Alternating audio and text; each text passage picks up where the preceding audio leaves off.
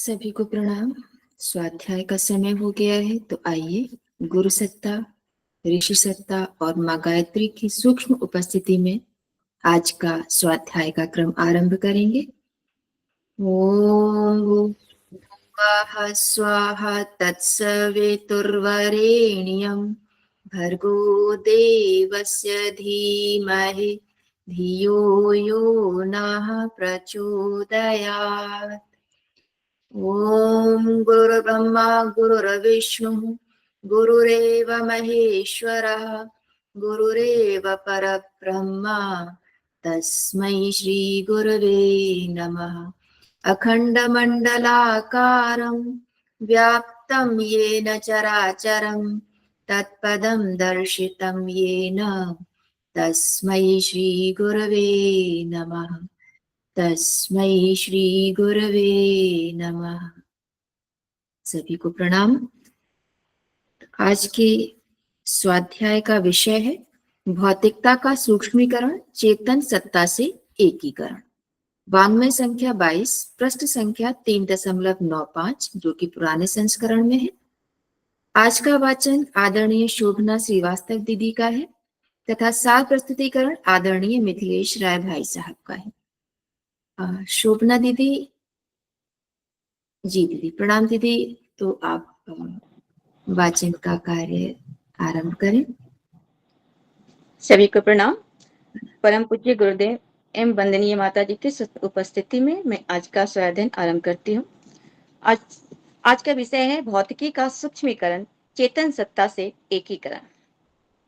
शरीर एक जड़ पिंड मात्र नहीं, चेतन सत्ता का समुच्चय है, जिसे काया को कलेवर रूप में ओढ़कर चलना पड़ता है। वैज्ञानिकों की स्थूल दृष्टि अभी तक प्रत्यक्ष को प्रमाण मानकर चलती रही है। इसी कारण चेतना के अस्तित्व को जानबूझकर नकारा जाता रहा है।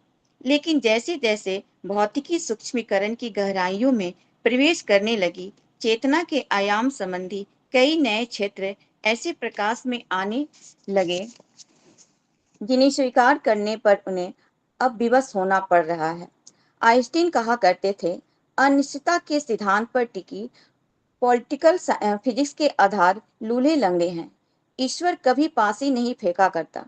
दुनिया एवं इसमें रहने वाले जीवधारियों का समुदाय भले ही ऊपर से कितना ही अव्यवस्थित क्यों न लगे, उसके पीछे एक सुलझी हुई चेतना है, जो लीलामयी तो है, झक्की नहीं है। अन्य वैज्ञानिकों से विपरीत उन्होंने विचार तरंगों के आधार यथार्थता को पकड़ने तथा तदनुसार सृष्टि की परिकल्पना करने को कहा था। वास्तव में सारे बलों के एकीकरण के सिद्धांत के माध्यम से विभिन्न प्रतिपादनों को प्रस्तुत कर अब वैज्ञानिकों के कदम सत्य की ओर बढ़ते दिखाई देते हैं। भौतिकी का यह सूक्ष्मीकरण आखिर है क्या, जो मानवीय बुद्धि के लिए अगम्य है? संभवतः इसे बहुत पहले अर्थ शंकराचार्य ने विवेक चूड़ामणि में उद्घृत करके रख दिया था। ऐक्यम तयो लक्षित्योर्न वाच्ययो निर्गद्यते अन्यो नयो विरुद्ध धर्मिनो अधोत्भान्वोरिव राजभृत ययो कुपाम्बु राशियो परमाणुमेवो। उन दोनों जीव एवं ब्रह्म की एकता को लक्षार्थ में समझना चाहिए, वाच्यार्थ में नहीं, क्योंकि उनके आचार व्यवहार एक न होकर अलग अलग हैं। उनमें कोई संदेह नहीं। उनकी इस एकता को वैसे ही समझना चाहिए जैसे जुगनू और सूर्य की, राजा और भृत्य की, कुएं और समुद्र की तथा परमाणु और सुमेरु की एकता को। इस एकीकरण की दिशा में बढ़ता हर कदम क्रमशः भौतिकी की अविज्ञान आयामों को खोलने में तथा उसे आत्मिकी के समीप ला पाने में समर्थ हुआ है।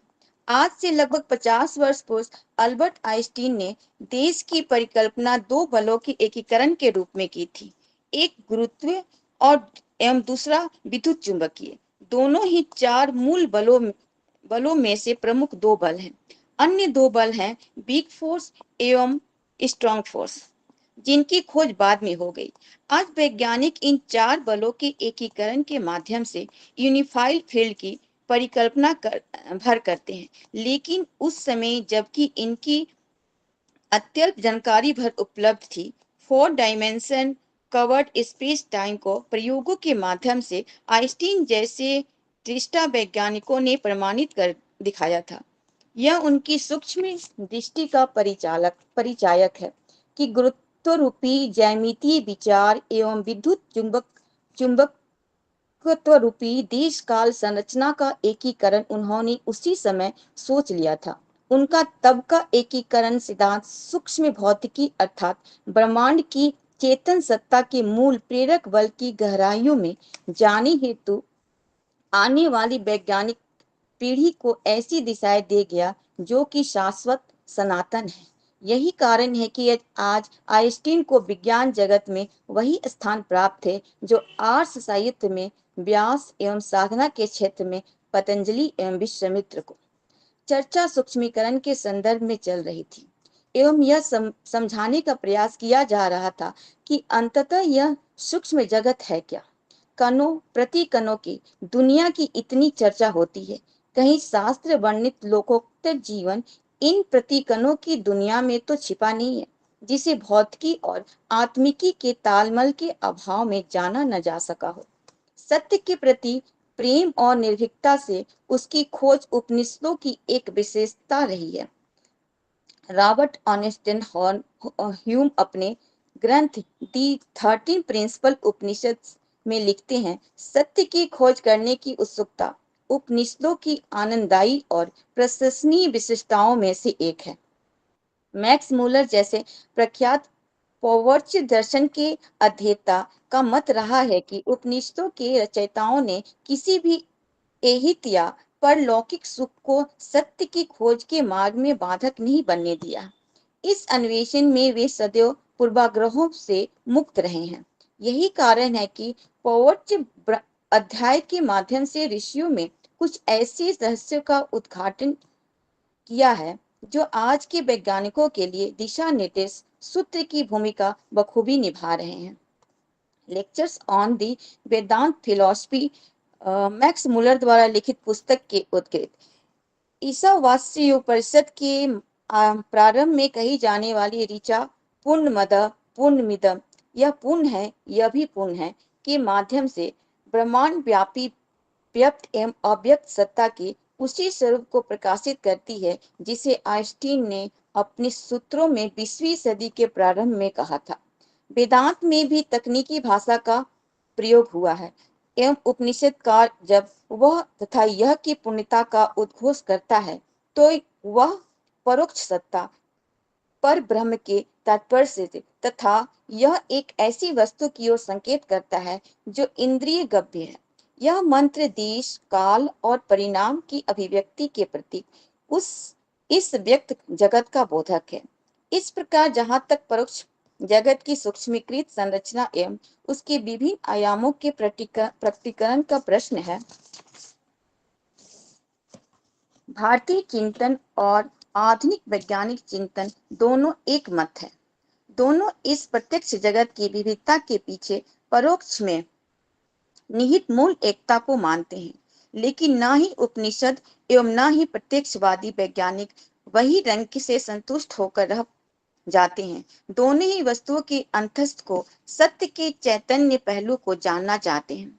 भौतिकी को दार्शनिक ढंग से समझने समझाने वाले ने यह प्रयास पौवाच्य दर्शन के सहयोग से भली प्रकार किया है। 1974 में आइंस्टीन की एकीकरण की मान्यता को मूर्त रूप देने का प्रयास योगेशपति एवं नोबेल पुरस्कार विजेता अब्दुल सलाम ने एक ओर तथा हॉवर्ड जॉर्जी एवं सेल्डन ग्लासोव ने दूसरी ओर आरंभ किया। इसी उन्होंने ग्रांड यूनिफिकेशन नाम दिया। क्वार्क्स तथा लेप्टॉन कणों की गहराई में हम प्रवेश न करें तो भी भारत की पुणे के समीप कोलाई स्वर्ण खान में पकड़े गए दीर्घजीवी प्रोटॉन तथा न्यूट्रॉन कणों के आधार पर द्रव्य की वर्तमान अवस्था प्रति द्रव्य का उसके ऊपर हावी होना तथा उसके माध्यम से एक 5 अयामी जगत की कल्पना करना अब आसान हो गया है। अब प्रयोगों द्वारा यह सिद्ध हो गया है कि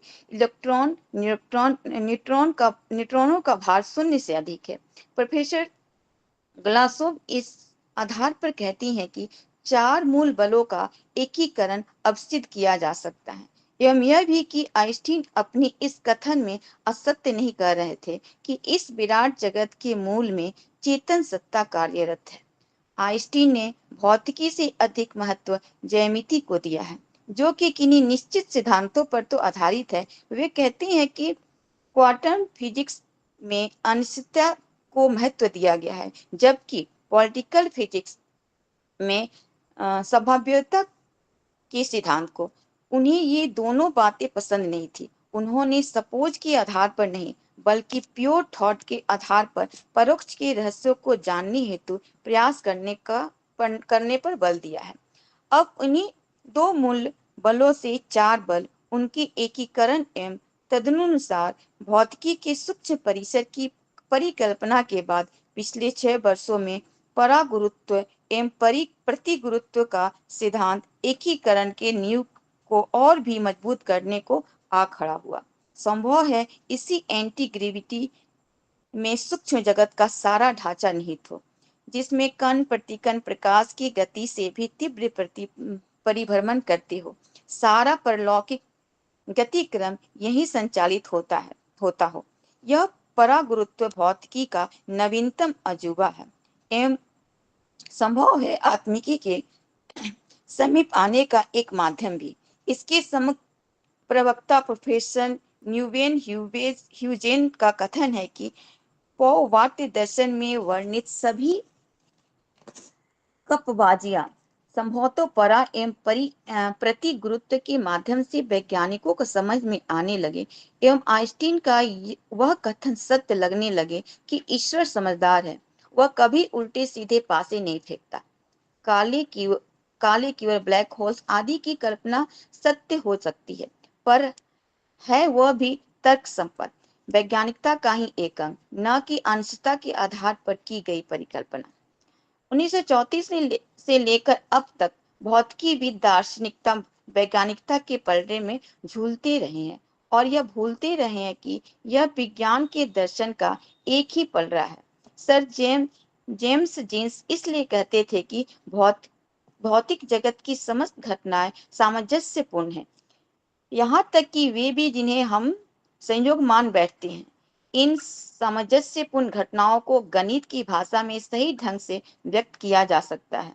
भौतिक जगत में सामंजस्यपूर्ण घटनाओं को रचने वाली अवश्य ही कोई विचार बुद्धि युक्त सत्ता है। यह महान गणितज्ञ प्रतीत होती है, अतः इसे परमेश्वर कहना अतियुक्तिपूर्ण नहीं है। भौतिक जगत में पग पग पर हर पहलू में हमें गणितीय प्रतिरूप दिखाई पड़ते हैं, अतः इसे किसी भी हालत में यांत्रिक जगत, जड़ जगत नहीं कहा जा सकता। जो भी कुछ दृश्य रूप में घटित होता है, वह विराट चेतन सत्ता के ही अभिव्यक्ति मात्र है। मस्तिष्क यदि उन्हें स्थूल रूप में देखे तो वे उसी सीमा में उसे दिखाई देगी, लेकिन चेतना के जागरण द्वारा सूक्ष्मीकृत मानवीय चेतन सत्ता के माध्यम से अदृश्य पराभौतिक घटनाक्रमों को देख सकता है। उसमें भाग न ले सकना भी पूर्ण रूपेण संभव है। वस्तुतः मानवीय मन, जो स्थूल मस्तिष्क का चेतन प्रतिबिंब है, अपनी जागृति की पराकाष्ठा की स्थिति में जड़ एवं चेतन भौतिक सत्ताओं का अंतर भूलकर सूक्ष्म जगत का ही एक अंग बन जाता है। भौतिकी के माध्यम से क्लिष्ट शताब्दी को भी सरल करते हुए यहाँ यह समझाने का प्रयास किया गया है कि इस काय कलेवर में निवास करने वाली चेतन सत्ता अंततः जीवित अवस्था में ही कैसी यह भूमिका निभा लेती है, जो दृश्यमान नहीं है, मात्र अणु-परमाणुओं, कण प्रतिकणों पर ही लागू होती है। सूक्ष्म मन सूक्ष्म विराट सत्ता का ही एक अंग है। दोनों का एकीकरण संभव है। इसी में परोक्ष का सारा लीला संदेश चलता रहता है। धन्यवाद। त्रुटियों के लिए क्षमा चाहूंगी। धन्यवाद दीदी। संस्कृत मुश्किल होती है और हम सभी लोग हिंदी पढ़ने वाले बोलने वाले, पर आपका प्रयास बहुत अच्छा रहा, बहुत सराहनीय है। मिथिलेश भैया, आपका प्रिय विषय, तो अब आपसे निवेदन है कि आप इसका सार प्रस्तुतिकरण करें। सात उत्कर्ष परिवार में जुड़ी सभी साधकों को मेरा हार्दिक नमन। मैं ऐसा मानता हूं कि यह मंच जो है न केवल साधकों का है बल्कि जिज्ञासा एवं बोध का भी मंच है। यात्रा हमारी जिज्ञासा से शुरू होती है और बोध पर समाप्त होती है और फिर बोध एक नई जिज्ञासा को जन्म देती है। तो आइए इसी जिज्ञासा और बोध की यात्रा को हम प्रारंभ करते हैं। ये बहुत ही इंटरेस्टिंग बट चैलेंजिंग टॉपिक मुझे दिया गया और मैं राजेश पांडे जी के प्रति आभार व्यक्त करता हूँ कि उन्होंने मेरे प्रतिभा कह लीजिए या जो कुछ भी कह लीजिए मेरे पर विश्वास जताया और ये मंच प्रदान किया। तो मैं इसको 2-3 हिस्सों में बांटने की कोशिश करूंगा। मैं कंटेस्ट को पढ़ूंगा नहीं, मैं एक ओवरव्यू दूंगा मैं, ताकि सब्जेक्ट आपको इंटरेस्टिंग लगे और थोड़ा समझने की हुए। प्रश्न ये उठता है, एक चीज में क्लैरिफिकेशन कर दूं कि अर्चना बहन ने भी कहा, बंदा दीदी ने भी उन्होंने भेजा था, नेहा त्यागी ने बहुत अच्छा संस्करण ग्रुप में डाला था, लेकिन उसमें एक गलती अनजाने में जाने में हो रही है कि ये टॉपिक भौतिकी का सूक्ष्मीकरण है, न कि भौतिकता का सूक्ष्मीकरण है। ये यदि नए दर्शन का सृजन हुआ हो तो मुझे बताया जाए, लेकिन मेरे हिसाब से ये भौतिकी का सूक्ष्मीकरण है, न कि भौतिकता का सूक्ष्मीकरण है। अब आगे बढ़ते हैं तो अपनी जिज्ञासा को आगे बढ़ाते हुए ये महज संजोग कहा जाए या ईश्वर की प्रेरणा कहा जाए कि 2025 जो है क्वांटम फिजिक्स का या क्वांटम मैकेनिक्स का 100 साल पूरा हो गया है, ठीक है। और सन 1926 में गुरुदेव की जो साधना का 100 साल मनाया जा रहा है 2026 में, और जो माता जी के जन्म शताब्दी मनाया जा रहा है, तो क्वांटम मैकेनिक्स की 100 सालों की यात्रा बड़ी अच्छी रही है। और सन 1925 में वर्नर हाइजेनबर्ग ने, मैं क्वांटम मैकेनिक्स की इसलिए बात करता हूँ कि जो सूक्ष्म स्तर की जो बात होती है वो क्वांटम मैकेनिक्स से बात होती है, और क्वांटम मैकेनिक्स का वही स्थान फिजिक्स में रहा है, बिल्कुल जो हमारी सोच को आमूल को परिवर्तन को बिल्कुल हमारे जड़ों को हिला कर रखा था फिजिक्स को। इसको थोड़ा मैं डिटेल में बनाने की कोशिश करूंगा मैं, ताकि इसको आप समझ सके आप। और मेरा प्रयास रहेगा कि जो भौतिक के जो क्लिष्ट शब्द आए हैं उसको संक्षेप में लेमैन लैंग्वेज में यूज करते हुए कि फिजिक्स किसी को नहीं आती है उस भाषा में समझाने का मेरा प्रयास रहेगा। अब देखिए, अनसर्टेनिटी, वर्नर हाइजेनबर्ग ने 1925 में अनसर्टेनिटी प्रिंसिपल दिया। ये प्रश्न उठता है कि सर्टेनिटी प्रिंसिपल क्या है और अनसर्टेनिटी प्रिंसिपल क्या है। और इसमें एक अल्बर्ट आइंस्टीन का कथन आया है कि God does not play the dice, ईश्वर जो है पासा नहीं फेंकता। उसकी बड़ी रोचक कहानी सुनाऊंगा मैं आपको, फिर आगे विषय को लेकर जाऊंगा मैं। तो जैसे कि हम जो मैकेनिक्स पढ़ते हैं, फिजिक्स के विद्यार्थी जानते होंगे, तो ब्रॉडली हम मैकेनिक्स को 3 भागों में डिवाइड करते हैं। जैसे आम में जो न्यूटन लॉज ऑफ मोशन करते हैं, जो आम भाषा में गाड़ियां चलती हैं, गाड़ी को ब्रेक लगाते हैं या कुछ करते हैं, उसको हम क्लासिकल मैकेनिक्स कहते हैं, ठीक है। और जो हेवनली बॉडीज होती है, बड़े बड़े ग्रहों का अध्ययन करते हैं, ब्लैक होल्स का अध्ययन करते हैं, सुपरनोवा का अध्ययन करते हैं, आकाशीय पिंडों का, तो उसको हम सेलेस्टियल मैकेनिक्स कहते हैं। लेकिन जब यही मैकेनिक्स जब सूक्ष्म स्तर पर इलेक्ट्रॉन, प्रोटॉन, न्यूट्रॉन के ऊपर आती है तो उसको हम क्वांटम मैकेनिक्स कहते हैं। अब सामान्य तौर पर माना जाता था कि हमारा जो क्लासिकल मैकेनिक्स है, जो आम जीवन में जो मैकेनिक्स यूज होता है, उसमें हम सर्टेनली रूप से कह सकते हैं कि किसी भी वस्तु का वेट मेजरमेंट कर, मास मेजरमेंट कर सकते हैं, किसी का डिस्टेंस मेजरमेंट कर सकते हैं। तो सभी साइंटिस्टों का ये था कि हम इसको एक्यूरेटली मेजरमेंट कर सकते हैं। बट एक थ्योरेटिकल फिजिसिस्ट वर्नर हाइजेनबर्ग थे, सन 1925 में उन्होंने कंसेप्ट दिया कि ऐसी बात नहीं है। जब हम फिजिक्स के क्लासिकल मैकेनिक्स से क्वांटम मैकेनिक्स पर सूक्ष्म स्तर पर उतरते हैं तो हम ये निश्चित रूप से नहीं कह पाएंगे कि उस वस्तु की पोजीशन क्या है, ठीक है। और उसको पोजीशन के साथ एक मोमेंटम वर्ड भी आता है। जब कोई वस्तु मूव करती है उसके साथ गति के साथ जो फिजिक्स की क्वालिटी, जो क्वांटिटी रहती है, उसको मोमेंटम कहते हैं, P = mv जैसे कर सकते हैं। तो उनका ये कहना था कि अनसर्टेनिटी प्रिंसिपल ये कहता है हाइजेनबर्ग का कि हम जब 2 चीजों की एक साथ मेजरमेंट नहीं कर सकते हैं, या तो हम पोजीशन को मेजरमेंट कर पाएंगे या हम मोमेंटम को मेजरमेंट कर पाएंगे, दोनों एक साथ मेजरमेंट हम नहीं कर पाते हैं, और इसी को हाइजेनबर्ग अनसर्टेनिटी प्रिंसिपल कहा गया। ये सन 1925 की बात है। सन 1927 से लेकर 1930 में कॉन्फ्रेंसेज होते रहे और भौतिक जगत का बहुत ही इंटरेस्टिंग डिबेट हुआ था। जो भौतिक विज्ञान के विद्यार्थी होंगे, हाई स्कूल तक भी जानते होंगे, नील्स बोर का नाम सुना होगा। तो नील्स बोर और अल्बर्ट आइंस्टीन के बीच बहुत डिबेट हुआ उस कॉन्फ्रेंस में। और जो अल्बर्ट आइंस्टीन अनसर्टेनिटी प्रिंसिपल को मानने के बिल्कुल खिलाफ थे, जबकि नील्स बोर जो है उसके बिल्कुल सपोर्ट में थे। तो होता क्या था कि दिन में अपना प्रपोजल देते थे, जो भी थॉट एक्सपेरिमेंट, जो मस्तिष्क से विचारों से जो अपना एक्सपेरिमेंट करते हैं, एक्चुअली परफॉर्म नहीं होता, उसको थॉट एक्सपेरिमेंट कहते हैं। थॉट एक्सपेरिमेंट को अल्बर्ट आइंस्टाइन कहते थे, और रात भर नील्स बोर जग करके और उस कॉन्फ्रेंस के बाद से नेक्स्ट टाइम उसका उत्तर प्रत्युत्तर देते रहते थे, और ये बात काफी दूर तक चला। और उसमें एक बहुत फेमस वाक्य है जो कि यहाँ पर इन्होंने कहा था, अल्बर्ट आइंस्टाइन ने, जो कि बार बार गुरुदेव ने भी लिखा है कि ईश्वर जो है पासा नहीं फेंकता। अर्थात उनके कहने का आशय ये था कि ये जो प्रकृति का जो सब कुछ हम देख रहे हैं वो बिल्कुल निश्चित डिजाइन से किया हुआ है, इसमें कोई अनसर्टेनिटी नाम की चीज नहीं है।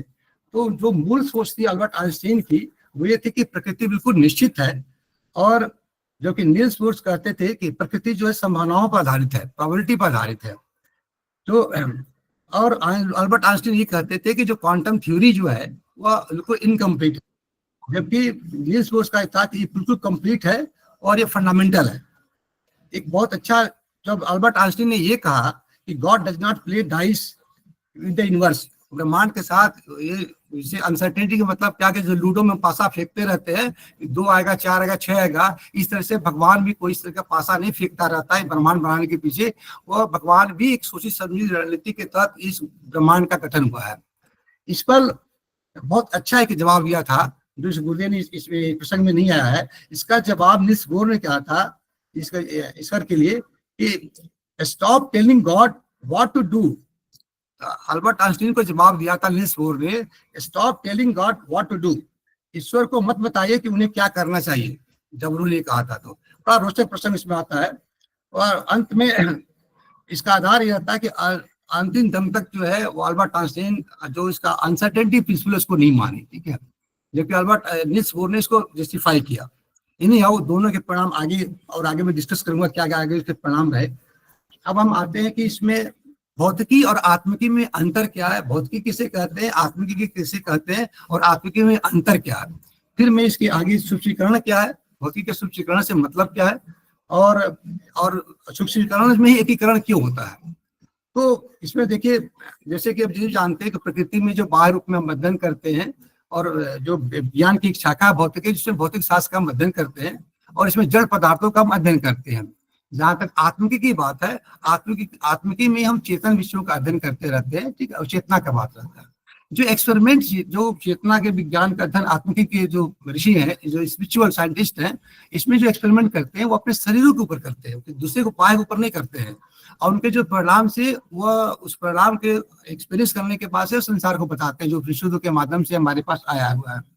जबकि फिजिक्स का जो भौतिकी का जो साइंटिस्ट है वो एक्सपेरिमेंट करता है, वो या तो थॉट एक्सपेरिमेंट से करता है या एक्चुअली एक्सपेरिमेंट के माध्यम से वो करता है, लेबोरेटरी में एक्सपेरिमेंट करता है, लेबोरेटरी स्पेस में भी हो सकती है, लेबोरेटरी इनसाइड द रूम भी हो सकती है, लेबोरेटरी में एक्सपेरिमेंट करता है, ऐसा बाहर रहता है। यहाँ पर ज्यादातर जो स्पिरिचुअल साइंटिस्ट है वो इंट्रोस्पेक्शन के माध्यम से आगे बढ़ता रहता है, क्योंकि उसका कोई बाहर रूप से कोई मूल्यांकन करने वाला नहीं रहता है जो बताए इस चलने के लिए। सामान्य तौर की बात में कर रहा हूँ मैं, गुरु का मार्गदर्शन तो मिलता है, लेकिन अंत जो स्पिरिचुअल साइंटिस्ट है वो इंट्रोस्पेक्शन के माध्यम से बढ़ता रहता है। जबकि जो फिजिक्स की दुनिया का साइंटिस्ट है उसका एवोल्यूशन हमेशा होता रहता है, अपने फाइंडिंग्स को कॉन्फ्रेंस सेमिनार में प्रोड्यूस करता रहता है, और उसके थ्योरी को बहुत सारे चैलेंज भी मिलते रहते हैं, और सबको उसको सेटिस्फाइड करता रहता है। और उसकी जो थ्योरी प्रिडिक्ट करती है, और जब उस प्रिडिक्शन सही हो जाता है तो उसके बाद से उसको थ्योरी को वैलिडेट हो जाता है। ये प्रक्रिया चलती रहती है। ये मूलतः हमारा भौतिकी और आत्मिकी का अंतर हुआ। अब आते हैं कि सूक्ष्मीकरण का मतलब क्या है। बिल्कुल एकदम सिंपलेस्ट लैंग्वेज समझता हूँ मैं।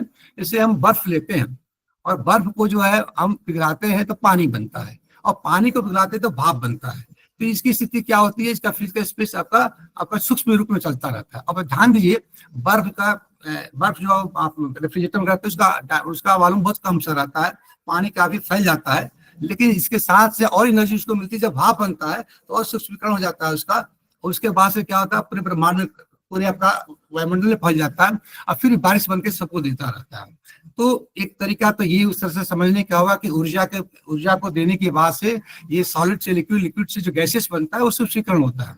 दूसरा समझने का एक माध्यम ये भी होता है कि कोई एक चीज को लेते हैं, जैसे मान लीजिए केला लिया या कोई भी सील दिया, उसको काटते जाइए काटते जाइए काटते जाइए काटते जाइए, तो जो छोटा से छोटा टुकड़ा मिलता है वो भौतिक रूप से सूक्ष्मीकरण कहा जाता है।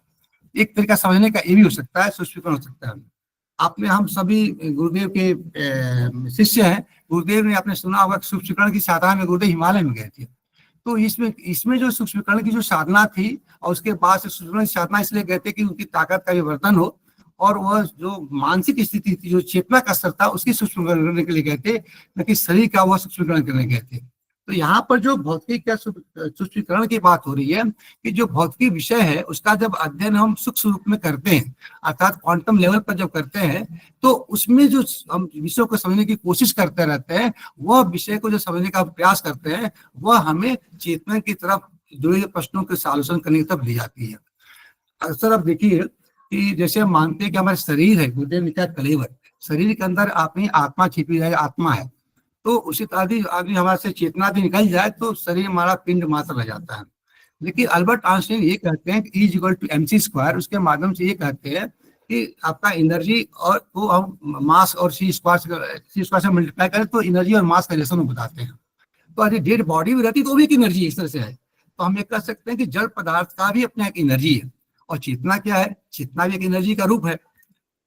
तो अब जड़ भी एक एनर्जी हुआ और चेतना भी एक एनर्जी हुई, तो दोनों के आपस में एक रिश्ता होना चाहिए, क्योंकि ऐसा तो नहीं कहते कि जड़ एनर्जी चेतना जब एनर्जी है। तो स्वामी विवेकानंद ने बहुत पहले बात कहा था कि मैटर कुछ नहीं है, the concentration of conscious energy that is matter. उन्होंने बहुत पहले इस बात को परीक्षण किया था। आगे चलते हैं।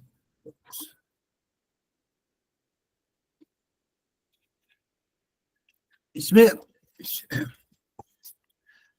अब जब क्वांटम मैकेनिक्स में हम बात करते हैं तो इलेक्ट्रॉन, प्रोटॉन, न्यूट्रॉन, कणों की हम बात करते हैं, तो उसमें जो मैकेनिक्स होती है, उसमें जो उसके जो नियम रहते हैं, वो नियम बिल्कुल अलग हो जाते हैं, जो कि सामान्य तौर पर हम आम जीवन में जो यूज करते रहते हैं। और जितना सूक्ष्म पर जाते रहते हैं, इसको हम समझने का इसको प्रयास करते रहते हैं। इसमें जो कुछ शब्द, वैज्ञानिक शब्द आए हैं भौतिक शास्त्र के, उसको मैं एक्सप्लेन करने की कोशिश करता हूँ मैं। जैसे इसमें आया है कि 4 बल, 4 बलों की बात हुई। गुरुदेव इसमें बीच में लिखते हैं गुरुत्वीय ग्रेविटेशनल फोर्स, विद्युतीय चुंबकीय इलेक्ट्रोमैग्नेटिक फोर्स और weak force, strong force. Physicist इस बात को मानते हैं कि पूरे ब्रह्मांड में काम करने वाले 4 तरह के फोर्स हैं, और इसमें एक ग्रेविटेशनल बल होता है जिसे गुरुत्वीय बल कहते हैं, जो 2 मास पिंडों के बीच काम करता रहता है, और गुरुत्वीय बल हमेशा आकर्षण का बल रहता है। दूसरा एक बल होता है जैसे कि बल जो पहले हम यूज करते थे कि मैग्नेटिक फोर्स होता था, एक होता था इलेक्ट्रिक फोर्स होता था, बट दोनों को मिलाकर के बाद में इलेक्ट्रिक मैग्नेटिक फोर्स हुआ। जैसे 2 चुंबकीय पदार्थों के बीच जो काम करता रहता है, चुंबक के बीच काम करता है, तो उसको मैग्नेटिक फोर्स कहते हैं, ठीक है। 2 इलेक्ट्रिक चार्जों के बीच जो काम करता है उसको इलेक्ट्रिक फोर्स काम करते हैं। लेकिन बाद में अध्ययन में पाया गया कि करंट जो फ्लो करती रहती है, जब चार्ज जो फ्लो करता रहता है उससे मैग्नेटिक फील्ड जनरेट होता है। तो मैग्नेटिक फील्ड और इलेक्ट्रिक फील्ड दोनों को मिलाकर के इलेक्ट्रोमैग्नेटिक फील्ड फोर्स का जन्म हुआ। तो अल्बर्ट आइंस्टाइन के समय में जो 2 फोर्सेज थे, वो ग्रेविटेशनल फोर्स थे और इलेक्ट्रोमैग्नेटिक फोर्स थे। बाद में जो 2 और फोर्स आए, वो स्ट्रॉन्ग न्यूक्लियर फोर्स और वीक न्यूक्लियर फोर्स होगा। तो 4 तरह के बल की बात होती रहती है। अब साइंटिस्ट ऑल ओवर वर्ल्ड के, जैसे आप ईश्वर, हम मानते हैं कि पूरे ब्रह्मांड को निर्माण करने वाला ईश्वर एक है। यदि हम फिजिक्स की भाषा में बात करें तो हमारा एनर्जी एक एनर्जी है, या बल एक ही बल है। तो पूरे ऑल ओवर वर्ल्ड के साइंटिस्टों का, अल्बर्ट आइंस्टाइन ने सपना देखा था कि यदि ईश्वर ने इसको बनाया तो एक ही फोर्स होना चाहिए, और चारे के चारों बलों का हमको एक सूत्र में भिगोना चाहिए। इस दिशा में प्रयास करते करते कुछ सारे बलों को, उनके समय में चारों बलों को करके सारे बलों को 4 भागों में बांटा गया था। जैसे पहला था आपका ग्रेविटेशनल फोर्स, गुरुत्वाकर्षण बल, दूसरा था जो इलेक्ट्रिकल मैग्नेटिक फोर्स को कंबाइन करके किया गया था, इलेक्ट्रोमैग्नेटिक फोर्स था, तीसरा था strong nuclear force, weak nuclear force. 4 forces हुए। 1974 में जो गुरुदेव ने यहाँ चर्चा किया है, इस पर काम करते हुए जो पाकिस्तानी साइंटिस्ट थे अब्दुल सत्तार और जोगेश पति, ये इंडियन ओरिजिन के जो थे, ये इन्होंने बहुत अच्छा काम करके इन्होंने क्या किया कि जो इलेक्ट्रोमैग्नेटिक फोर्स है और वीक न्यूक्लियर फोर्स है, इन दोनों फोर्सों का सिद्धांतिक मॉडल दे करके और इसको एक फोर्स कर दिया। अर्थात 4 बलों को इन्होंने कन्वर्ट करके 3 बलों में कन्वर्ट कर दिया, ठीक है। तो इसलिए इनको नोबेल प्राइज भी दिया गया था 1979 में। तो अभी तक जो हमारे पास साइंटिस्टों के पास है कि हमारे पास 3 बल है। तो कौन कौन से? ग्रेविटेशनल फोर्स और इलेक्ट्रोवीक फोर्सेस और स्ट्रॉन्ग न्यूक्लियर फोर्सेज। अब साइंटिस्ट ऑल ओवर वर्ल्ड के ट्राई कर रहे हैं कि तीनों फोर्सेज को हम एक साथ मिला करके और एक बल के रूप में इसे एक्सप्लेन कर सकें। अब इसमें एक थ्योरी आती है, GUT ग्रैंड यूनिफिकेशन थ्योरी कहते हैं, जिसमें कि हम ग्रेविटेशनल फोर्स को निकाल दे दी तो जो इलेक्ट्रोविक फोर्सेज है और स्ट्रॉन्ग न्यूक्लियर फोर्सेज है, इन दोनों बलों को मिलाने के बाद से यदि हम इस एक थ्योरी से इसे एक्सप्लेन कर सकें तो उसको हम ग्रैंड यूनिफिकेशन थ्योरी बोलते हैं। ठीक है, इसके लिए ऑल ओवर वर्ल्ड के साइंटिस्ट प्रयासरत रहे और सारा का सारा खेला सूक्ष्म स्तर पर ही होता है, समझने के लिए होता है। लेकिन इसी में यदि हम ग्रेविटेशनल फोर्स को भी हम शामिल कर लें, तो इसमें हम गुरुत्वाकर्षण बल को भी शामिल कर लें, तो उस थ्योरी को थ्योरी ऑफ एवरीथिंग कहते हैं, कि वो ऐसी थ्योरी होगी जो सारे के सारे चीजों को एक्सप्लेन कर पाएगी, theory of everything. Gravitational force को शामिल किया जाए।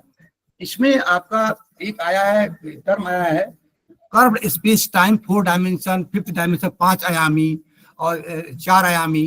तो आयाम को समझने की कोशिश करते हैं कि आयाम क्या है। Curved space time, curved space time क्या है, इसका कंसेप्ट क्या है, इसको एक एक करके समझने की कोशिश करते हैं। डायमेंशन क्या है? डायमेंशन बेसिकली आप समझिए कि एक आपको दिशा को व्यक्त करता है। ठीक है, जैसे कि मान लीजिए कि एक लंबाई है, लेंथ हुआ, चौड़ाई हुआ तो दूसरा डायमेंशन हुआ, ऊंचाई हुआ या गहराई हुआ तीसरा डायमेंशन हुआ, XYZ जिसे हम कहते रहते हैं, इसको हम 3 डायमेंशन कहते हैं।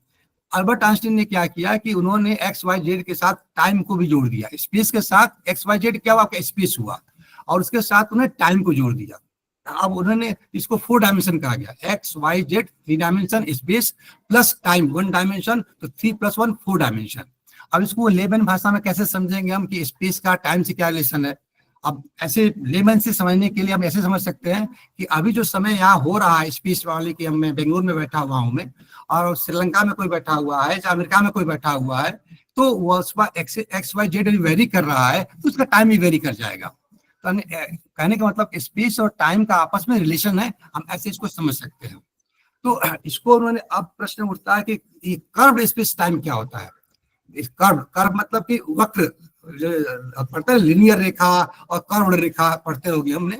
तो वक्र स्पेस टाइम का मतलब क्या होता है, तो आप इसको ऐसे लेमन के लैंग्वेज में समझ सकते हैं कि जैसे बिस्तर रहता है, बिस्तर के ऊपर कोई चीज आप डालते हैं, चाहे कुछ स्टेच किया गया है और उसके ऊपर कोई बॉल डालते हैं, तो बॉल जब डालते हैं तो बिस्तर या कोई चीज अंदर नीचे धस जाती है, तो जो आपका स्टेट था वो कर्व हो जाता है। ठीक है, तो ये आपका जो स्पेस टाइम में जो इवेंट हो रहा था वो ऊपर कुछ पढ़ने से आते ग्रेविटिक फोर्स के नाते आपका जो स्पेस टाइम कंटिन्यूम था वो आपका कर्व होता है, वक्र हो जाता है। इस डायमेंशन की बात आ गई है। इसमें गुरुदेव ने जो 5 डायमेंशन की बात कही है, अभी तक हमारा जो, अब इसको थोड़ा सा और एक्सप्लेन करने की कोशिश करता हूं मैं। अर्चना बहन को थोड़ा सा पता नहीं मैं समझा पा रहा, नहीं समझा पा रहा हूँ, क्योंकि चाय का करना पड़ेगा। बात का मतलब होता है कि थोड़ा सा ये लगता है फिक्स ऐसी भाषा है, थोड़ा मैं कोशिश कर रहा हूँ मैं। अब आगे हम देखते हैं कि आप इसको लेमन लैंग्वेज से कैसे समझे हम। अब जैसे हमारी चींटी है, तो चींटी जो चलती है वो लीनियर रेखा में चलती रहती है, एक लाइन में चलती रहती है। चींटी को आप 1 डायमेंशनल कर सकते हैं, लेकिन जो कुत्ता बिल्ली है ऊपर नीचे कूद सकता है, देख सकता है, तो उसको 2 डायमेंशन में आप समझ सकते हैं कि 2 डायमेंशन उसकी अंडरस्टैंडिंग वो समझ सकता है। ठीक है, और इसके आगे जो हम ह्यूमन बीइंग है वो 3 से 4 डायमेंशन में समझते हैं, XYZ और T को समझते रहते हैं। ठीक है, हमारी क्षमता अभी तक नहीं है समान तौर से कि हम 4 डायमेंशन से 5th डायमेंशन की चीजों को विजुअलाइज कर सके नॉर्मल ह्यूमन बीइंग के लिए, या उसके आगे डायमेंशन की बातचीत की। अब इसके आगे जो थ्योरी आती है वो ये बताती है, आगे मैं चर्चा करूंगा मैं, कि 4 से 5वें डायमेंशन की साइंटिस्ट बात करते हैं, और 5वें डायमेंशन को लेकर के अभी काल्पनिक ही है, उसके माध्यम से थ्योरी डेवलप कर रहे हैं और उसके माध्यम से सूक्ष्म लेवल पर उसको समझाने की कोशिश कर रहे हैं।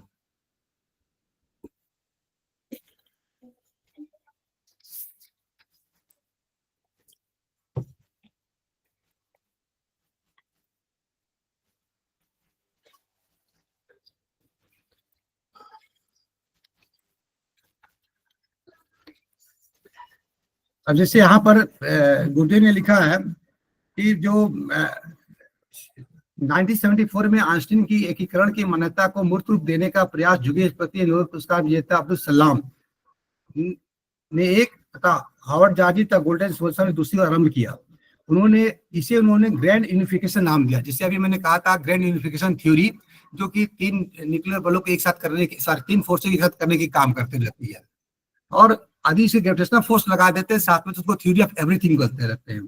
तो ग्रैंड यूनिफिकेशन ये है, जो तीन बलों को आपको एक बलों में कन्वर्ट करने की थ्योरी जो कहते हैं, उसको ग्रैंड यूनिफिकेशन थ्योरी कहते हैं। अब इसमें देखिए, क्वार्क्स एंड लेप्टॉन कणों की गहराई में प्रवेश न करें।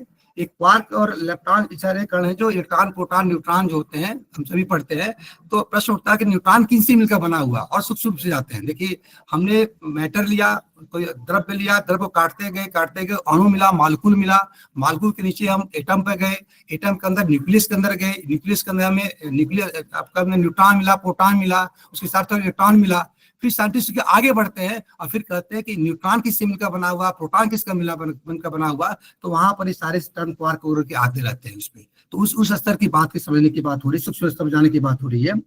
तो इसमें उन्होंने कहा कि कोलार गोल्ड माइन का भी एग्जाम्पल दिया है, बट मेन पॉइंट इसमें ये है, दीर्घजीवी प्रोटॉन एवं न्यूट्रॉन कोणों के आधार पर द्रव्य पदार्थ की वर्तमान अवस्था प्रति द्रव्य का उसके ऊपर हावी होना तथा इसके माध्यम से एक 5 आयामी जगत की कल्पना अब आसान हो गया है।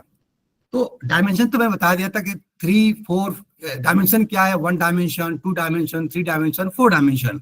अब हम 5वीं डायमेंशन की कल्पना साइंटिस्ट जो कर रहे हैं, मैथमेटिशियन जब कर रहे हैं, वो आसान होगा, इसमें बता रहे हैं, उसके माध्यम से एक्सप्लेन करते हैं। इसमें एक कंसेप्ट आया है कि प्रतिद्रव्य। अब मैटर और एंटी मैटर क्या होता है, ठीक है। अब देखिए, हम साइंटिस्ट ये मानते हैं कि जैसे आपका एंटी मैटर, आप ऐसे समझिए कि मैटर का उल्टा एंटी मैटर होगा। जैसे आप इलेक्ट्रॉन का उल्टा पॉजिट्रॉन मानते हैं, पार्टिकल का उल्टा। तो जब इलेक्ट्रॉन और पॉजिट्रॉन जब एक साथ टकराते हैं तो ऊर्जा प्रोड्यूस होती है, एनर्जी प्रोड्यूस होती है। तो जब हम साइंटिस्ट लोग ये मानते हैं कि जब ब्रह्मांड का गठन हुआ था तो बिग बैंग थ्योरी से कहते हैं कि बड़े विस्फोट के साथ हुआ था। तो ऐसा उनका मानना है कि उस समय जो था वो मैटर और एंटी मैटर दोनों था उस समय, क्योंकि मैटर और एंटी मैटर जब दोनों मिलते हैं तो ऊर्जा उत्पन्न होती है। और इतनी ऊर्जा से जब ब्रह्मांड का गठन हुआ था तो अभी मैटर और एंटी मैटर उस समय होना चाहिए। अब प्रश्न ये उठता है कि अभी जो मैटर हमारे सामने सारे तरफ मैटर ही मैटर दिखाई पड़ रहा है, फिर एंटी मैटर कहाँ गया, वो एंटी मैटर कहाँ गया? इसी को डार्क मैटर के रूप में साइंटिस्ट ढूंढने की कोशिश कर रहे हैं कि वो मैटर आके गया तो कहाँ गया। क्योंकि जब मैटर और एंटी मैटर दोनों मिलेंगे एक साथ तभी ऊर्जा उत्पन्न होगी, और ऊर्जा उत्पन्न होने से महाविस्फोट होने के नाते ही ब्रह्मांड का गठन हुआ था। और जब ऊर्जा का विस्फोट हुआ था, ऊर्जा उत्पन्न हुई थी, और मैटर है तो उसके साथ एंटी मैटर भी हुआ होगा। अभी हमारे वर्तमान में जो हम ब्रह्मांड में देख रहे हैं उसमें केवल मैटर दिखाई पड़ रहा है, तो फिर एंटी मैटर कहाँ गया? इसी की बात बात कर रहे हैं, एंटी मैटर जो बात होती है। और इसको हम कहते हैं मैटर एंटी मैटर सिमेट्री कहते हैं वैज्ञानिक भाषा में। इसमें सम्मति सिमेट्री आपकी नहीं है, इसका संतुलन इसमें नहीं बना हुआ है। इसको साइंटिस्ट समझने की कोशिश करते हैं। आगे देखते हैं, 4 मूल बलों का एकीकरण अब सिद्ध किया जा सकता है। और यह भी कि आइंस्टीन अपने इस कथन में, ये गुरुदेव का ये कहना है कि जो ग्लासेव ये कहते हैं कि जो 4 बल है तो उसको हम यूनिफाई करके एक बल में कन्वर्ट कर सकते हैं। अभी प्रोबेबिलिटी अभी तक प्रूफ नहीं हुआ है, 4 बल से 3 बल में प्रूफ हुआ है। अभी तक जो है ग्रेविटेशनल फोर्स, आपका इलेक्ट्रोवीक फोर्सेज और एक्स्ट्रा न्यूक्लियर फोर्सेज, 3 फोर्सेज हैं। और 3 को साइंटिस्ट उसको एक फोर्स में कन्वर्ट करने की कोशिश कर रहे हैं, लेकिन अब तक हुआ है, सफलता नहीं मिली है। अब इसमें देखिए, ये कहते हैं आइंस्टीन अपने इस कथन में असत्य नहीं कह रहे थे कि इस विराट जगत के मूल में चेतन सत्ता कार्यरत है। मतलब कि जो कॉन्शियसनेस है वही पीछे चेतन सत्ता ही इसमें काम कर रही है इस करने के लिए। अब इसमें और इंपॉर्टेंट आती है, आइंस्टीन ने भौतिकी से अधिक महत्व ज्यामिति को दिया। इसका क्या कंसेप्ट है? मतलब Einstein give more important to the geometry than to physics. Why and what is the meaning of this? इसको समझने का प्रयास करते हैं। जैसे आप फिजिक्स में जो कुछ करते हैं तो आप उसको ज्योमेट्री के मतलब शेप से बात करते हैं। जैसे मैंने कहा कि कर्व्ड स्पेस टाइम जैसे बात किया, या कोई मॉडल हम पता करते हैं। पहले मैथमेटिक्स से समझते हैं कि किसी भी थ्योरी को जब करते हैं तो आपका भौतिकी जो है, भौतिकी के किसी सिद्धांत को प्रतिपादित करते हैं तो उसको मैथमेटिक्स उसकी लैंग्वेज बनती है, मैथमेटिक्स से उसको हम एक्सप्रेस करते हैं। अब उसमें देखिए कैसे होता है। जैसे मान लीजिए ग्रेविटेशनल फोर्सेज होता है, हाई स्कूल के विद्यार्थी पढ़े होंगे कि जो दो द्रव्यमानों के बीच जो फोर्स काम करता है, एफ जो गुरुत्वाकर्षण बल होता है, F = G m1 m2/r²। अर्थात दो मास का जो गुणनफल होता है और उसके बीच की दूरी का स्क्वायर इनवर्स होता है। अर्थात गुरुत्वाकर्षण बल को एक मेथड का रूप दिया गया। तो आप इस मैथमेटिकल रूप के हिसाब से आप इस चीज को प्रिडिक्ट कर सकते हैं, ठीक है। तो ज्यामिति की जो कल्पना आती है, अब ज्यामिति कहाँ से उत्पन्न होती है, बहुत इंटरेस्टिंग पॉइंट है। ज्यामिति आपके मेंटल कंसेप्ट से, एब्स्ट्रैक्ट से आती रहती है, जबकि फिजिक्स के जो एक्सपेरिमेंट को आप सामने देख सकते हैं, तो ये हमारा जो मेंटल कंसेप्ट, जो एब्स्ट्रैक्ट थॉट आता है तो हमारी चेतना से आता रहता है। तो ज्यामिति का सीधा साधा रिलेशन हम कर सकते हैं कि चेतना से रिलेटेड रह सकता है। अब इसमें आगे देते हैं कि जो कि किन्हीं जैसी सिद्धांतों पर आधारित है। वो कहते थे क्वांटम फिजिक्स में अनिश्चितता को महत्व दिया गया है। क्वांटम मैकेनिक्स का जन्म ही हुआ था अनसर्टेनिटी, हाइजेनबर्ग के अनसर्टेनिटी प्रिंसिपल से हुआ था, जो सिद्धांत ये कहता है कि हम दो चीजों को एक साथ पूरी एक रूट से मेजरमेंट नहीं कर सकते हैं, या तो पोजीशन डिटरमाइन करें या मोमेंटम डिटरमाइन करें। अब चूंकि क्लासिकल फिजिक्स में आप आम जीवन में आप समझ सकते हैं कि गाड़ी चल रही है तो गाड़ी के पोजीशन भी डिटरमाइन कर सकते हैं, गाड़ी का जो स्पीड है वो डिटरमाइन कर सकते हैं। लेकिन जब हम परमाणु के अंदर एटम पे जाते हैं, न्यूट्रॉन प्रोटॉन पे जाते हैं, तो उस समय डिटरमाइन हम नहीं कर सकते हैं कि पर्टिकुलर पोजीशन में डिटरमाइन करते तो पार्टिकल मूव कर जाता है। तो इसीलिए उन्होंने कहा था कि दोनों एक साथ हम डिटरमाइन नहीं कर सकते हैं, इसी को अनसर्टेनिटी प्रिंसिपल कहा गया था। अब आगे बढ़ते हैं कि सपोज के आधार पर, प्योर थॉट के आधार पर अप्रोच के रहस्य को जानने तो प्रयास करने में बल दिया। अब there should be no assumptions, आपको प्योर थॉट एक्सपेरिमेंट के आधार पर उसको कीजिए, जैसे एक वैचारिक प्रयोग भी करते रहते हैं साइंटिस्ट, उसकी बात हो रही है। अब आगे थे, अब उन्हीं दो मूल बलों से चार बलों की बात कर दिया था मैंने। अब इसमें एक और कंसेप्ट आता है जो पिछले 6 वर्षों में परागुरुत्व, सुपर ग्रेविटी एवं प्रति गुरुत्व, एंटी ग्रेविटी का सिद्धांत एकीकरण की नींव की ओर मजबूत करने को आ खड़ा हुआ। संभवतः इसी एंटी ग्रेविटी में सूक्ष्म जगत का सारा ढांचा निहित हो, इसमें कण प्रतिकण प्रकाश की गति से परिभ्रमण करते हो। आप देखिए, आप यहाँ पर थोड़ा काफी मतलब हाईली टेक्निकल सब्जेक्ट टॉपिक है इसमें, what is super gravity and what is anti gravity, उसका सिद्धांत कैसे रहता है। आप इसमें आगे देखेंगे कि ग्रेविटी क्या होता है, पहले समझते हुए कोशिश करते हैं, फिर एंटी ग्रेविटी क्या होता है, फिर सुपर ग्रेविटी क्या होता है, इस बात को समझने की कोशिश करते हैं तो शायद चीज क्लियर हो कैसे इन्फेक्शन की तरफ जाता है।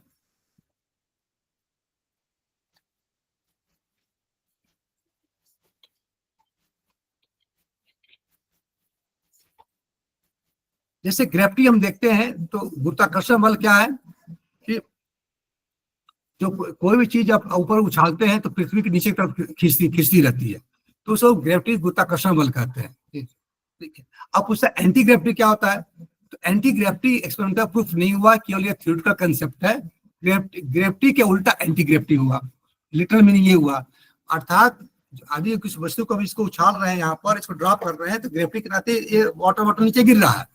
लेकिन यदि हमको इसको उछाले हम और ऐसे उछाल रहा हूं मैं, नीचे न गिरने के बजाय ये फ्लोट लगे करने, ठीक है, ऊपर चलता रहे, नीचे न गिरे या फ्लोट लगे करने, तो ये किसके नाते होगा, एंटी ग्रेविटी के नाते होगा।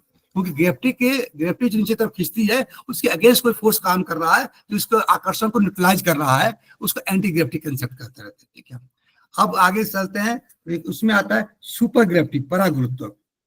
अब परागुरुत्व जो है ये क्या, सुपर ग्रेविटी क्या बात रहती है इसमें। अब ये कहते हैं परागुरुत्व भौतिकी का नवीनतम अजूबा है, मतलब मिस्ट्री है, जो है लेटेस्ट मिस्ट्री है, और संभव है कि आत्मिकी के समीप आने के माध्यम बने। अब इसमें बड़े इंटरेस्टिंग है कि ये सुपर ग्रेविटी क्या होती रहती है। आप ग्रेविटी समझ गए, एंटी ग्रेविटी समझ गए, और सुपर ग्रेविटी में क्या रहता है कि ये आपका एक वर्ड होता है, सिमेट्री होता है वर्ड, एक होता है सुपर सिमेट्री होता है, इसको समझते हैं और उसे ग्रेविटी से रिलेट करते हैं। तो एक्चुअली सुपर ग्रेविटी क्या है, यह सुपर सिमेट्री और ग्रेविटी के बीच के दोनों को मिला करके सुपर ग्रेविटी बनता है। अब आगे इसको समझते हैं कि ये आपका सिमेट्री क्या होती है, ठीक है, क्योंकि इसके बाद से सुपर ग्रेविटी का हम कंसेप्ट नहीं समझ पाएंगे। जस्ट एक मिनट में इसको तो भी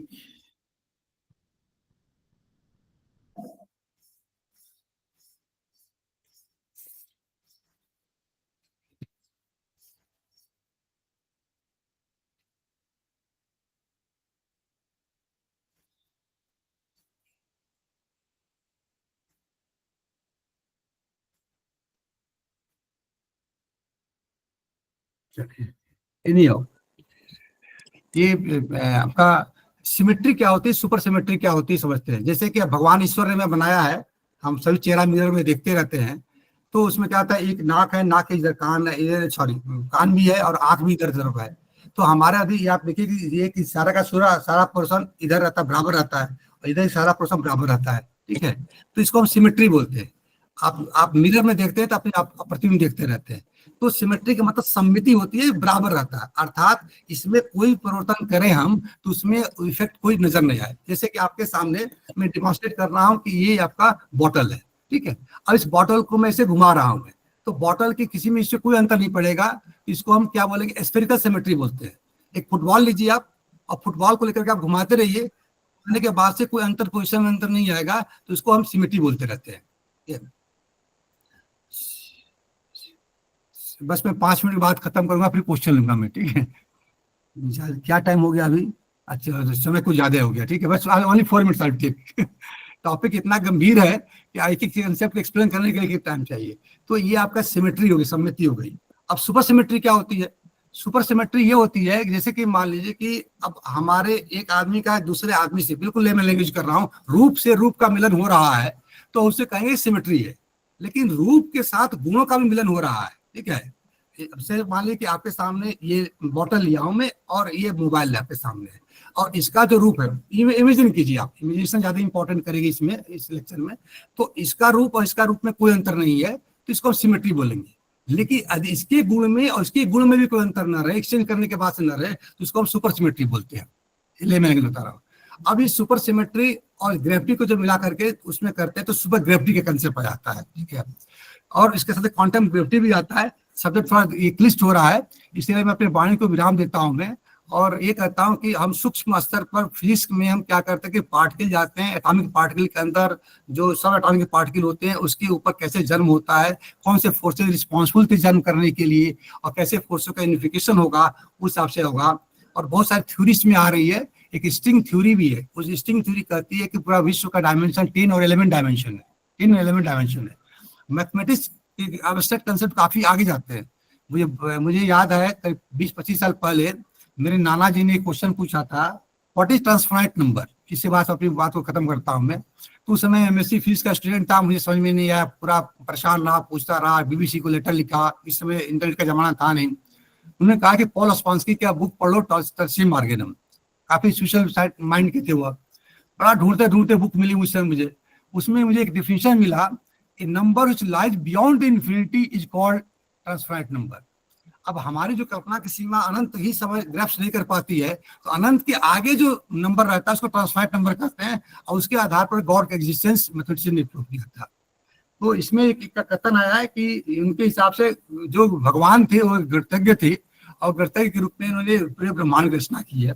इसी के साथ अपनी बात को मैं समाप्त करता हूँ मैं, और मैं आशा करता हूँ कि थोड़ा बहुत कुछ फिजिक्स की बातों से कुछ समझाने में सफल हो रहा हूँ मैं।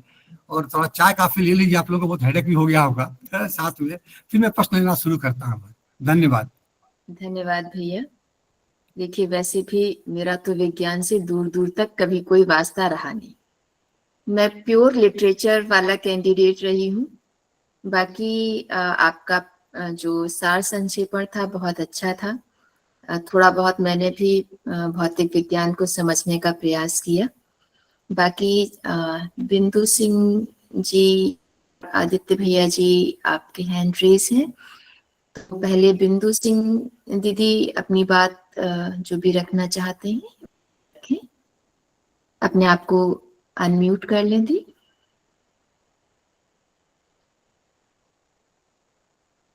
हेलो बिंदु सिंह जी, दीदी आप हैं क्या?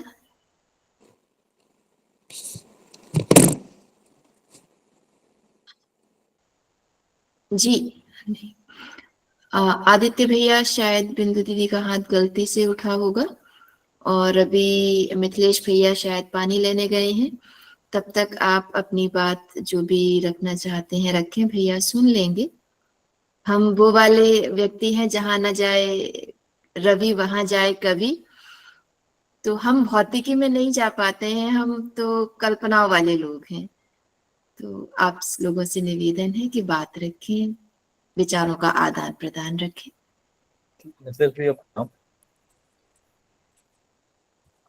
आवाज आ रही है मेरी? जी अर्चना बन ने एक बहुत अच्छी बात कही, हम कल्पनाओं में जीने वाले लोग साहित्यिक दुनिया के लोग हैं।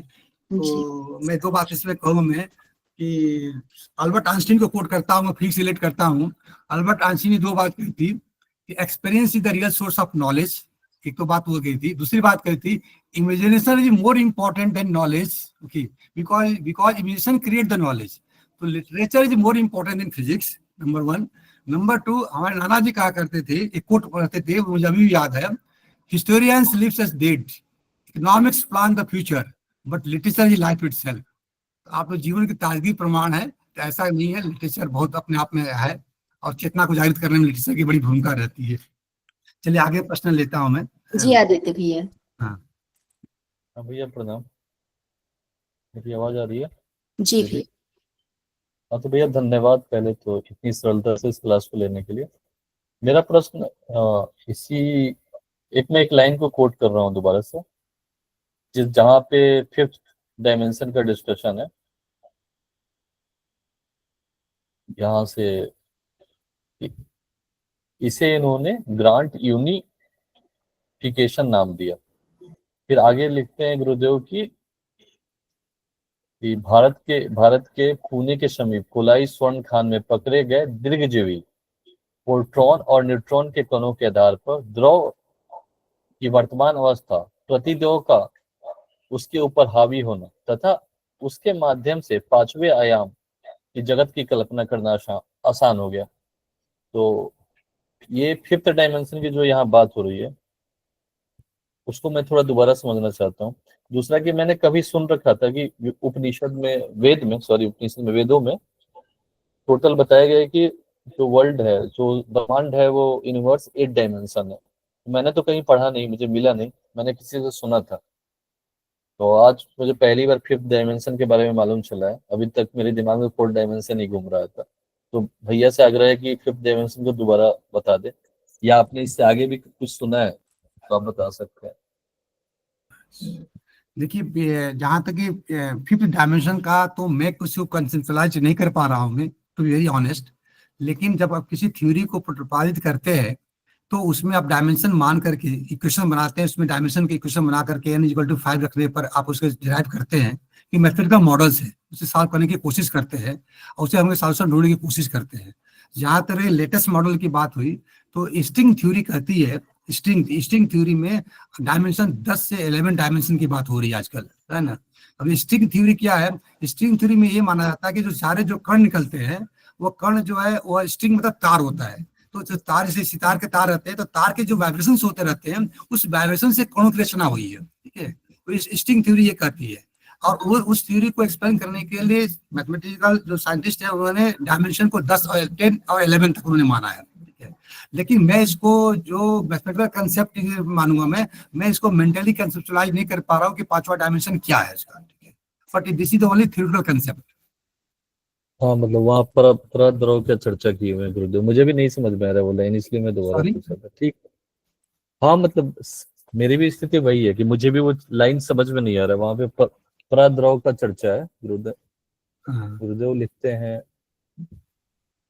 कि कणों के आधार पे द्रव पदार्थ, हाँ मतलब हाँ ये लाइन ठीक है। मतलब नितिन भैया का प्रश्न लेते हैं। नितिन भैया आदित्य जी, इसमें लिखा उन्होंने कि पांचवी जगत की कल्पना करना आसान हो गया, ध्यान दीजिए आप। हाँ हाँ पांचवी कल्पना, imagination become easier after this, not the real. ठीक है। हाँ नितिन भैया आप कुछ हमें बता सके? जी धन्यवाद भैया। जी जी जी भैया प्रणाम, सभी छात्रों को प्रणाम। तो बहुत सुंदर चर्चा चल रही है, तो आदरणीय मिथिलेश जी ने इसे बहुत वैज्ञानिक ढंग से हमारे सामने रखा। तो हम जब वैज्ञानिक दृष्टि से इसके बारे में सोचते हैं कि 4 डायमेंशन से ऊपर क्या हो सकता है, तो शायद जो है अभी के समय में उसका अंदाजा लगाना थोड़ा सा मुश्किल प्रतीत होता है कि उसको जो है हम जो है उसको समझेंगे कैसे उसको, क्योंकि 4 डायमेंशन को ही समझना, क्योंकि टाइम से परे जाना या टाइम से पहले जाना, आगे या पीछे जाना, उससे भी बहुत मुश्किल लगता है। तो वहां पर जो है हम हमें अध्यात्म का जो हम सहारा लेते हैं, तो वहाँ जो है ये चीज जो बहुत अच्छे से बताई गई है। तो उनके अनुरूप जो है जो ये समस्त जो सृष्टि जो है वो सप्तायामी सृष्टि है। तो सप्तायामी सृष्टि को अब आप जो है उसको 8 डायमेंशन में पढ़ें या उसे 11 डायमेंशन में पढ़ें या आने वाले समय में उसे 12-13 डायमेंशन में भी डिवाइड कर सकते हैं। तो परंतु अभी आज के समय में हम इसको ऐसे समझ सकते हैं कि जो सप्तायामी जो सृष्टि जो है उसी को ही जो है इन्होंने तोड़ करके 11 डायमेंशन और 13 डायमेंशन दे गए हैं। तो इन सप्तायामी सृष्टि में जो 5वां डायमेंशन जो आता है वो हमारा आता है विचारों का डायमेंशन। तो जो विचार जो है यानी कि विचार का जो जो उत्पत्ति है वो हमारे मन से होती है हमारे। तो हम आध्यात्म की भाषा में समझ सकते हैं कि और जो मन की जो पकड़ है वो जो है समय से ऊपर है। यानी कि अगर हमें जो है समय में आगे पीछे ट्रेवल करना है, अगर हमें अपने पास्ट में जाना है, फ्यूचर में जाना है, तो हम विचारों का सहायता लेंगे। यानी कि उससे भी एक सूक्ष्म आयाम जो कि 5वां आयाम होगा हमारा। और फिर उससे भी जो एक सूक्ष्म आयाम में और हम प्रवेश करेंगे तो वो होगा हमारा भावनाओं का आयाम। तो भावनाएं जो है वो विचार से भी सूक्ष्म है। तो आने वाले समय में जो वैज्ञानिक जो भी इस पे खोज जो करेंगे और जो खोज करने के बाद वो यही पाएंगे कि वो कहीं ना कहीं उनको जो है भावनाओं का सहारा अवश्य लेना पड़ेगा उनको, क्योंकि उससे भी सूक्ष्म जो है ऐसी चीज हमें चाहिए कि जो उसको भी एक आधार दे सके। तो और इधर अगर हम जैसे मन के बारे में तो हमारी चर्चा हो ही रही है, तो मन को अगर हम जो है चेतन, अवचेतन और सुपर चेतन मन अगर 3 भागों में बांट देंगे तो जो है यही जो हमारे 3 आयाम तो यही बन जाएंगे हमारे। अभी अब अगर हम 4 आयाम की बात करते हैं, 4 और 3 7 आयाम तो यही हो गए हमारे। और फिर ऐसे ही अगर हम भावनाओं को भी अगर हम 3 भागों में बांट पाए तो फिर इसके भी आयाम अलग बनेंगे हमारे। तो इस प्रकार जो है भावनाओं का आयाम जो है हमारा, अब अभी हम जो है सप्तायामी सृष्टि के बारे में उसकी कल्पना कर सकते हैं हम। तो जिसमें से जो हमारा 6th आयाम है वो हमारा भावनाओं का आयाम है। और उसके पश्चात जो है जो 7वां आयाम जो हमारा आता है वो है हमारा आत्मा परमात्मा, यानी कि जो परा जगत, जो परावाणी जो होती है, जिसकी पहुंच जो है भावनाओं से परे है, भावनाओं से भी जो सूक्ष्म जो है। तो उसको जब हमें समझना है तो एक समाधि की अवस्था में इसे समझना आसान रहेगा। हमें लगता है कि जो जो जो जो हम जो चेतना का जो ऊर्ध्वगमन की जो हम बात करते हैं, तो चेतना का जो ऊर्ध्वगमन जो है वो हमारा जो है इसी प्रकार ही होगा जब हम जो है अपने समय को समझेंगे और अपने जो मन को समझेंगे, मन से बड़े भावनाओं को समझेंगे, और जब आत्मा परमात्मा वाली जो परावाणी जो है उसको हम समझने लगेंगे।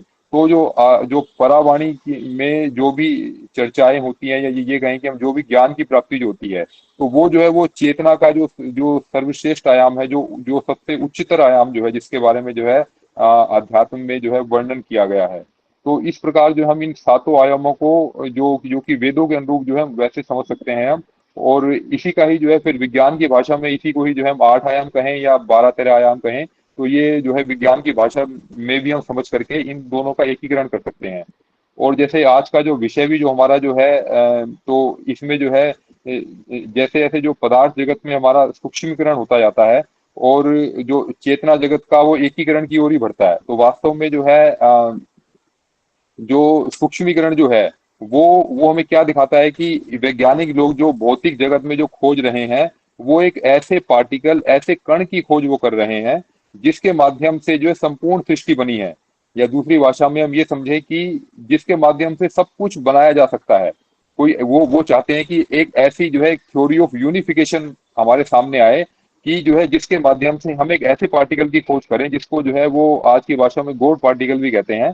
तो वो ऐसे गॉड पार्टिकल की खोज करें कि जिसके माध्यम से हम समझे कि समस्त सृष्टि का निर्माण कैसे हुआ, जिसको फंडामेंटल पार्टिकल हम कह सकते हैं कि यही हमारा जो है आधार है, ये समस्त सृष्टि का आधार ये एक पार्टिकल है जिसकी खोज में सभी वैज्ञानिक लगे हुए हैं। और ये जो है तभी होगा जब हम जो है जब हम जो पदार्थ जगत के विज्ञान को, यानी कि जो भौतिक जो विज्ञान जो है इसका सूक्ष्मीकरण करते जाएंगे करते जाएंगे करते जाएंगे और इतना सूक्ष्मीकरण तक हम पहुंच जाएंगे कि जिसके बाद जो है उससे छोटा कोई पार्टिकल हमें नहीं मिलेगा हमें। तो वो उसके बाद जो है एक थ्योरी ऑफ यूनिफिकेशन वाली थ्योरी हमारे सामने आएगी। और यही चीज वास्तव में जो है जो हमारे जो योगी जन जो है उन्होंने भी यही थ्योरी वो पहले से इसे प्रूव कर चुके थे और भौतिक विज्ञानी तो उसके आधार पर समझ करके अब कर रहे हैं। तो हम जो है आध्यात्म विज्ञान में जो है हम समझते हैं कि कि जब अपने चेतना के उच्चतम आयाम तक पहुंचते हैं तो वहां हमें जो है केवल और केवल आत्मा परमात्मा ही मिलती है। यानी कि आत्मा से छोटा जो कण जो हमें कुछ नहीं मिलता। हमें आत्मा की जो हम ये मानते हैं कि सब कुछ जो है आत्मा से ही उत्पन्न हुआ है, सब कुछ परमात्मा से ही उत्पन्न हुआ है। तो अगर हम जो है उसमें गॉड पार्टिकल अगर हम परमात्मा को कहें या परमात्मा का अंश आत्मा को कहें, तो वहां पर भी जो योगी जन जो है वो भी आत्मा परमात्मा की खोज के रूप में ही है। और इधर जो जो पदार्थ विज्ञानी भी जो है ये भी जो है एक सूक्ष्म पार्टिकल की खोज में, जिसे गॉड पार्टिकल कहते हैं। तो जैसे कि जो है चेतन जगत में भी, जो चेतन जगत के माध्यम से भी जब उच्चतम हम जब अवस्था में पहुंचते हैं तो वहां पर भी हमें जो है ईश्वर की प्राप्ति होती है। और यहाँ पर जो है जो जो जो स्थूल जगत में भी, जो सबसे सूक्ष्म जगत में, जब सूक्ष्म पार्टिकल में जब हम पहुंचेंगे तो वो भी ईश्वर की प्राप्ति होगी, वो गॉड पार्टिकल होगा वो।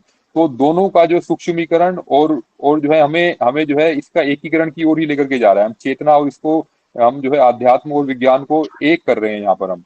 तो जो है गुरुदेव ने ये सब जो है बहुत अच्छे तरीके से हमें बताया है कि, और इसको हम जो है वैज्ञानिक ढंग से और आध्यात्मिक ढंग से, दोनों ढंग से हम समझ सकते हैं।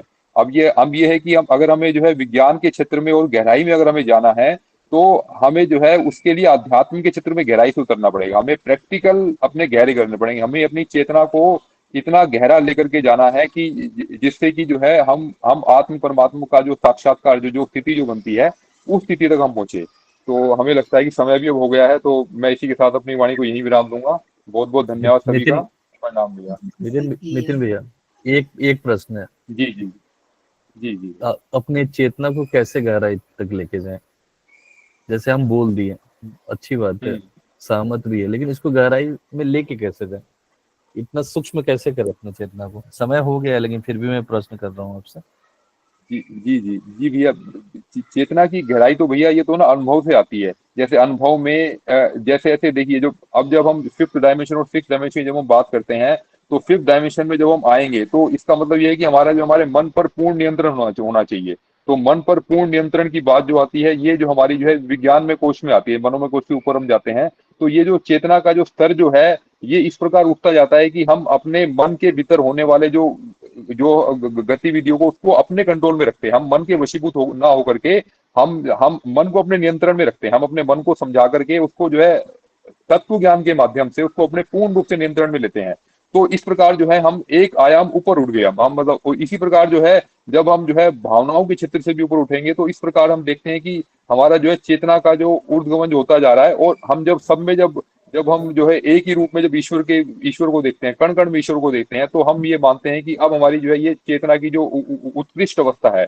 और ये अवस्था जो है केवल और केवल जो है हमें प्रैक्टिकल से ही समझ में आएगी। इसका जो थ्योरी पक्ष से हम कितना भी पढ़ लेंगे, कितनी भी बुक्स पढ़ लेंगे, हम तो ये नहीं समझ पाएंगे जब तक हम जो है उस चेतना की उस गहराई में नहीं जाएंगे, ध्यान के माध्यम से नहीं जाएंगे। तो हमें लगता है कि इसमें हमें उस क्षेत्र में अभ्यास करना है, चाहे वो कुंडलिनी जागरण से आप करें या ध्यान के अन्य स्वरूप हैं, कितने भी तरीके और जो जो कि बहुत से उपनिषदों में वर्णन करे हैं, तो गुरुदेव ने जो हमें बताए हैं, तो उनके माध्यम से जो अभ्यास करेंगे तो हमें लगता है कि उसमें हमें सफलता अवश्य मिलेगी। जी भैया, प्रणाम। धन्यवाद भैया। धन्यवाद भैया। तो आदित्य भैया, किशोरी दीदी ने भी कहा है कि ध्यान के माध्यम से आप चेतना को गहराई में ले जा सकते हैं। समय हो गया है, तो जिनके भी प्रश्न हैं या जिज्ञासाएं हैं, हम आज नहीं ले पाएंगे, उसके लिए क्षमा प्रार्थी हैं। तो हमने आज जो भी कुछ सीखा, जाना, समझा, उसे अपने जीवन की गहराइयों में ले जा सके, ऐसी ऋषि सत्ता और गुरु सत्ता से प्रार्थना करते हैं। ओम तमसो मा ज्योतिर्गमय, असतो मा सद्गमय, मृत्युर्मा मृतंगमय। ओम शांति शांति शांति। सभी को प्रणाम, सभी को धन्यवाद। कल सुबह सभी को प्रणाम, शुभ रात्रि। सभी को प्रणाम। सभी को प्रणाम दीदी, सभी भैया लोगों को प्रणाम, प्रणाम सभी। अखिलेश भैया को प्रणाम, सभी भैया लोगों को प्रणाम, शुभ रात्रि। सभी को प्रणाम, शुभ रात्रि। हरिओम, सभी को प्रणाम। जी सभी को प्रणाम।